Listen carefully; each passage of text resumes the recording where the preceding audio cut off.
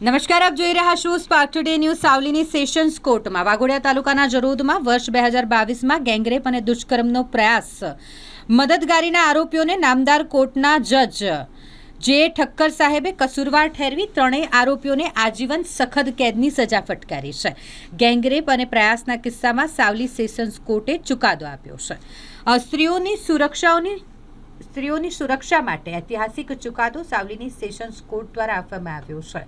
31/10/2022નું વર્ષ જરોદની ભોગ બનનાર યુવતી રાત્રિના 10 વાગ્યાના અરસામાં પોતાના ઘરેથી નીકળી જરોદ વડોદરાની બાજુમાં સર્વિસ રોડ પર ચાલી રહી હતી. આ દરમિયાન સામેથી એક બાઇક લઈને આવી રહેલા ઇસમે ભોગ બનનાર યુવતીને અથડાવી નીચે પાડી દીધી. તેનો મોબાઈલ ફોન ઝૂંટવી લીધો અને પછી થોડી જ વારમાં તે પરત આવ્યો. બાઇક લઈ અને 3 વ્યક્તિઓ આ યુવતીને ઉચકીને લઈ ગયા. બાજુની જાડી ઝાખરાવાળી કાદવના નાળાવાળી જગ્યાએ લઈ જઈ આરોપીઓ દ્વારા છરો બતાવીને બળજબરીપૂર્વક તેની સાથે બળાત્કાર ગુજારવામાં આવ્યો અને અન્ય 2 આરોપીઓ પણ ભોગ બનનાર સાથે દુષ્કર્મ કરવાની તૈયારીમાં હતા. તે દરમિયાન ભોગ બનનારની બૂમો સાંભળી પસાર થતા યુવકે ઘટના સ્થળે આરોપીઓ સાથે ઝપાઝપી કરી અને સ્થળ પર બાઇક અને છરો મૂકી ભાગી ગયા હતા, જેની ફરિયાદ જરોદ પોલીસ મથકે નોંધાઈ હતી. પોલીસે આરોપીઓને ઝડપી પાડી જરૂરી પુરાવા એકત્રિત કરી કેસની ચાર્જશીટ સાવલીની સેશન્સ કોર્ટમાં રજૂ કરી હતી, જેમાં સરકારી વકીલની ધારદાર દલીલોને ગ્રાહ્ય રાખી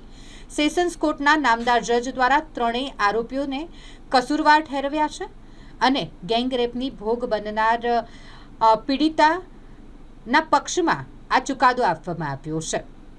આ જે આરોપીઓ છે તેઓને જીવન જીવે ત્યાં સુધીની સખત કેદ તેમજ 1 લાખ રૂપિયાનો દંડ. આ ચુકાદો નારી સુરક્ષા માટે એક ઐતિહાસિક ચુકાદો છે. ભોગ બનનાર પીડિતાને વિક્ટિમ કોમ્પન્સેશન મુજબ 7 લાખ રૂપિયાનું વળતર ચૂકવવા માટેની પણ ડિસ્ટ્રિક્ટ ઓથોરિટી સર્વિસને ભલામણ કરવામાં આવી છે. તારીખ 31/10/22ના રોજ જરોદની ભોગ બનનાર યુવતી રાત્રિના 10 વાગ્યાના અરસામાં તેણીના ઘરેથી નીકળી જરોદ વડોદરા હાઈવે રોડની બાજુમાં આવેલા સર્વિસ રોડ પર ચાલતી નીકળેલી હતી. દરમિયાન એકાએક સામેથી એક બાઇક લઈને 3 ઈસમો આવેલા અને ભોગ બનનારને અથાડી દઈ પાડી દઈ તેની પાસેનો મોબાઈલ ઝૂંટવી લઈ ભાગી ગયેલા. થોડી વારમાં ફરીથી આ 3 જણા દુષ્કર્મ કરવાના ઈરાદેથી પરત યુવતી પાસે આવી ફરીથી ભોગ બનનારને ઉચકી જઈ જાડી ઝાખરામાં લઈ જઈ ગંદા નાળાની પાસે ભોગ બનનારના છરાની અણીએ કપડાં ઉતરાવી તેની સાથે એક આરોપી સંજય ભાનુભાઈ ચુડાસમાએ દુષ્કર્મ કરેલ અને તેની સાથેના બીજા 2 આરોપીઓ પ્રવીણ ઉર્ફે ચીકુ અર્જુન સોલંકી તથા વિઠ્ઠલ ઉર્ફે અજય ભાણજી સોલંકી,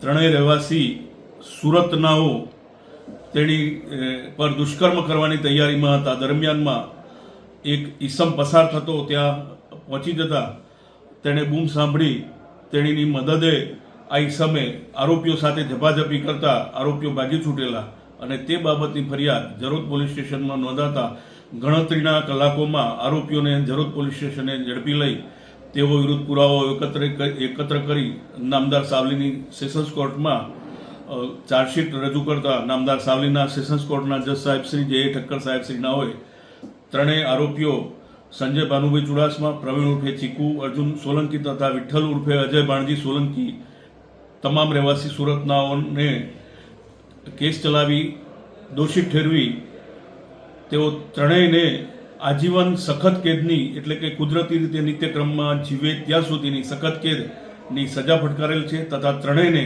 રૂપિયા 1 લાખનો દંડ ફટકારેલ છે. તેમજ લૂંટ તથા ધમકી અને બળજબરીના ગુનામાં પણ 3000 અને 5000નો દંડ તથા 3 વર્ષ અને 5 વર્ષની સજાનો હુકમ કરેલ છે. આ ચુકાદો સ્ત્રીઓની સુરક્ષા માટેનો ઐતિહાસિક ચુકાદો છે અને આવા ચુકાદાઓ જો ગેંગરેપ લગતા એક